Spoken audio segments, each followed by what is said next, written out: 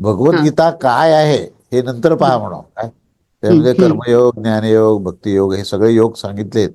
हे हम्म, सगळे त्याचा विस्तार नंतर करा. पण हे का हम्म, शिकायचं? हे हम्म, आत्मतत्व शिकायचं का?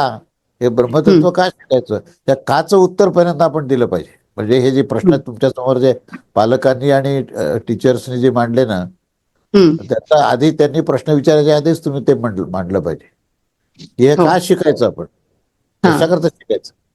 हे मग त्याचं उत्तर काय आहे की आम्हाला त्याचं सर्व सर्व प्रकारचं ज्ञान मिळालं पाहिजे. आम्हाला जर हम्म, त्याचं अधिष्ठानच माहिती नाही, म्हणजे हम्म, वृक्षाचा जर तुम्ही अभ्यास करताय, वृक्षाचे हम्म. पानं हिरवेगार आहेत, चमकणारे आहेत काय, पण हे कशाचं झाड आहे हे जर माहिती नसेल तर ते ज्ञान हम्म. पूर्ण कसं असेल? मग हो. हे जे झाड आहे हे आंब्याचं हम्म, झाड आहे.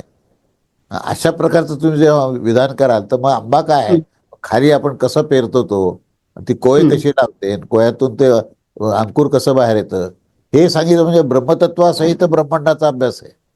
आणि हो. तोच तोच भगवद्गीतेत सांगितला आहे. आणि जोपर्यंत तुम्हाला ब्रह्मतत्वाचं ज्ञान नाही तर ब्रह्मांडाचं ज्ञान घेण्यात काय अर्थ आहे? म्हणजे सायन्स तुम्ही हम्म, जे शिकता ते ब्रह्मांडाचं ज्ञान हम्म. आहे काय. हो.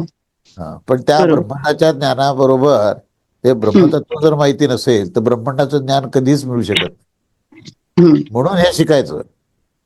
हो. हा. तर हे आपल्याला चालेल. ते ठासून सांगता आलं पाहिजे की हे संस्कार का करायचे, कशाकरता ज्ञान घ्यायचं. हो. मग काय आहे हे नंतर सांगता येऊ शकतं. लक्षात आलं ना?